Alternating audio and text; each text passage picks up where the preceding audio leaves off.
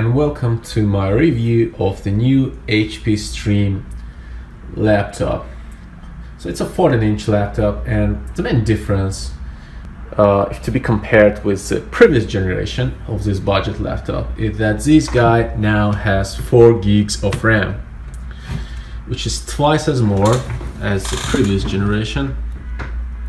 So it comes in such box with specifications. As you can see, 4 gigs of RAM.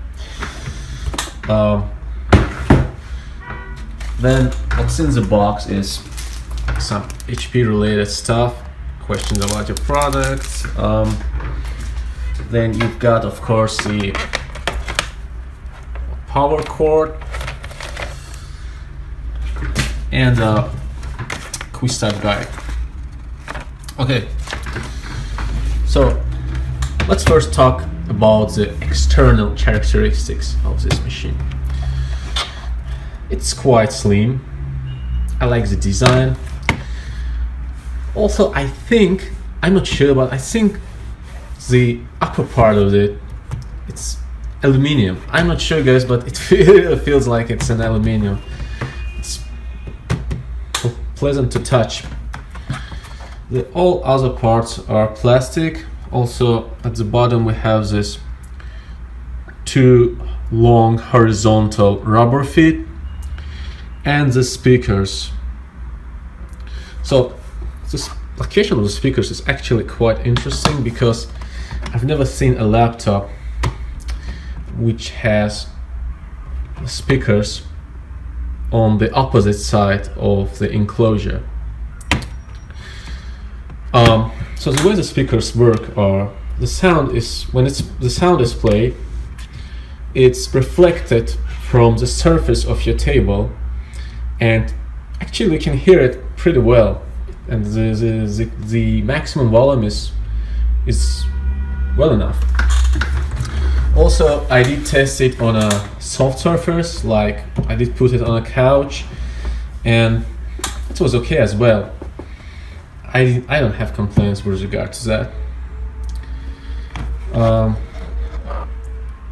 On the left side we have 3 USB ports. 2 ports are USB 3.0 version, and 1 port is USB 2.0. Also the HDMI port. This I think is a Kensington lock, I suppose. Headphone jack and the microphone jack. So this can be used both for mic and the headphone. Also the SD card slot and the status indicator. So as you can see now, this light blinks because the laptop is in the sleep mode. And the slot is very crucial, because as you may know, the storage of this laptop is very limited.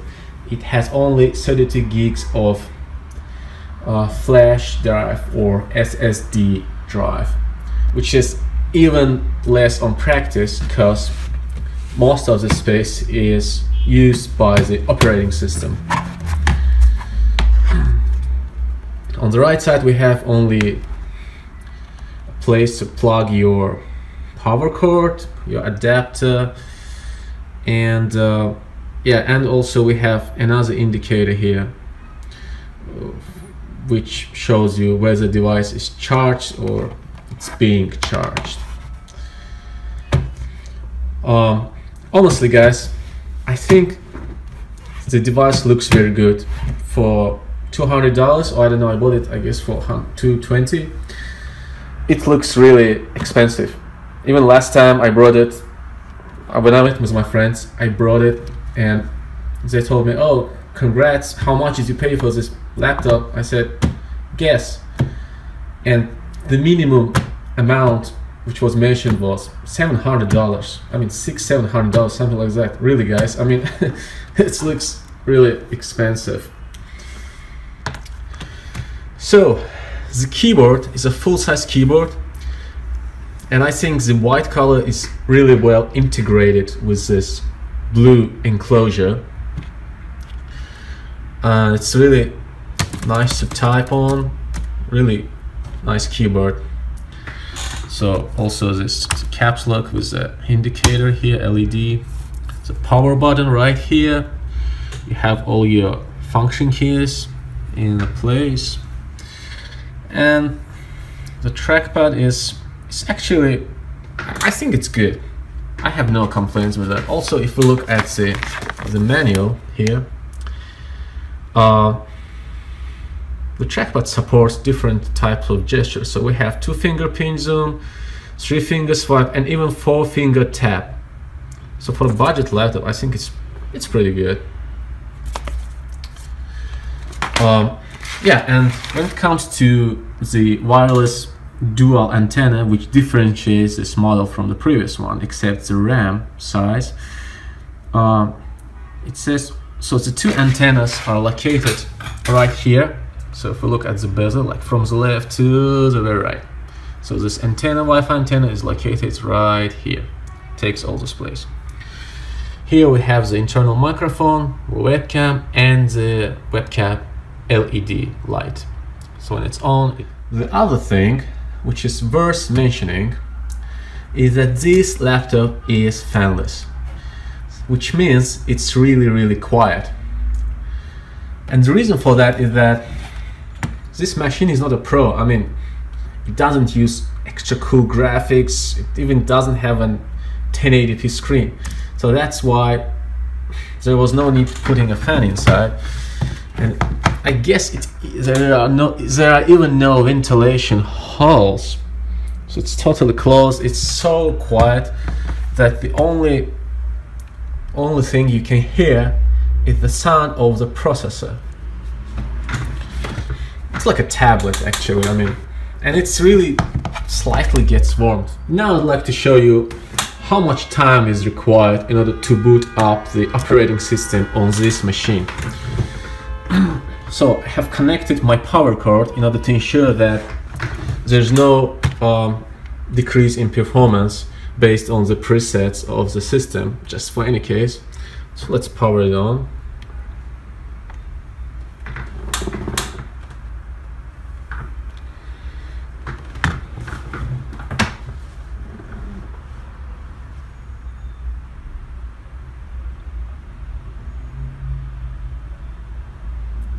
So I have auto sign-in enabled, no password. Okay, I'm on my desktop. That's all. It's pretty fast. Now let's talk about a few other things. So this device has Intel HD graphics 400. As you see, the dedicated video memory is 128 megabytes. The screen resolution is 1366 and to 768, which is, I mean, of course it's a budget laptop. You shouldn't expect a 1080p here, but the other thing to mention here, guys, when you look at the screen and when you try to adjust the angle of your screen, when you move it, I don't know if you can see it. Do you see this here? It's like a small distortion here. I don't know if you can really notice it, but at the bottom, just right above the HP logo. So a few other things to show you here. Let me show you the storage. So as you can see, I have a clean system. I have nothing more instead of just operating system itself. And look, 20.4 gigs used out of 29. So basically I have only 9 gigs left for my personal files, programs, and other kind of sort of rubbish to be saved onto this flash drive, SSD drive, which is really, I mean, really nothing. I mean, imagine just writing down like a few DVD movies and that's all. You're out of storage. But luckily we have this SD card slot here, which I mentioned. So let me show you, like, in case you're willing to rely on SD memory, I have an 8 gig old Transcend card here. Let me plug it into this SD card slot. Okay, so if you're gonna use this laptop by the card always attached to it, so this is how it's gonna look. It's gonna pop up a bit from the body of the laptop. Not a big deal, but for some people it might be irritating. So now I'd like to show you some multitasking, basic multitasking stuff. So let's run a 1080p YouTube video. Actually, when you switch to full screen, you can see slight delays. I don't know why it's happening, but maybe this machine really handles the task like that. But let's just do it again. Like tap. You see, like second delay or something, but not a big deal, honestly. Let's play it. Okay, let's just increase some volume a bit. Okay, let's jump to another app. So it's OneNote. Again, this settings, Word document. Okay, start something. Okay, again, OneNote, Intel RHD graphics panel, desktop, YouTube, this. Okay, this again. So it's pretty smooth. I mean, really. I don't know, I like it. Let's put the volume on maximum. Alright. The last thing I've noticed before uploading this video is that when you put the sound on max, like the maximum level, and when you put your palm like that, so you just type, you know, you just do something, you kind of feel a little vibration over this and this areas. This is because the speakers are located just below these areas, just under these areas. So that's not a big deal, but for some people that might be not comfortable.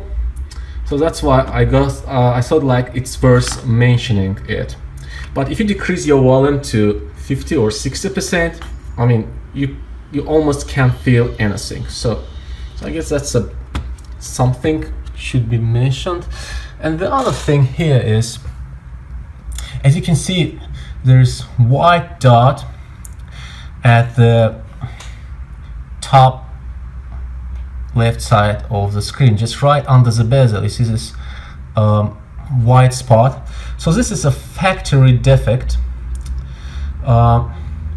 I tried to grab it by tweezers, but was unlucky, and instead I just scratched the screen. Then I took the sponger and just, you know, try to push it under the bezel, under this frame, and I kind of was able to diminish the dimensions of this white spot a bit. But I mean, really, I know it's a budget laptop, but still, such things are unacceptable. So hopefully you won't get this spot when you purchase this laptop. It may be me who was unfortunately I wasn't able to test the battery performance of this device, but based on the information available from other sources, it's around 9 hours. And when I even charged it last time, the Windows was showing me like 9.5 hours left until the battery is drained. So I guess it's pretty good for a 14-inch laptop. Yeah, and my final recommendations to you guys will be that if you're looking for a device to do video editing and gaming, don't go for this machine. That's not for you. Yeah, it can handle the basic games, but I mean, really, I guess it's better to invest, to pay a few $100 more and get what you want. And also you can use this device for storing your video files, you know, or photos, but again, you'll have to use the either SD card, which is limited in capacity, or always connect the external hard drive, which is not so comfortable, but it can do its job. But in reality, this laptop is perfect just for text editing, you know, working with presentations, surfing the web. And last but not least, I'm planning to install Ubuntu Linux into this device because I'm not a big fan of Microsoft ecosystem, and plus I think that the Linux will perform better here, will give me more opportunities, and I'll be able to save more space on my SSD drive. So if you want to see how Linux works, I will upload the video once I install it. So click to check it out as soon as the video is available. So I hope my video will help you to decide whether to buy this device or not, and thanks for watching.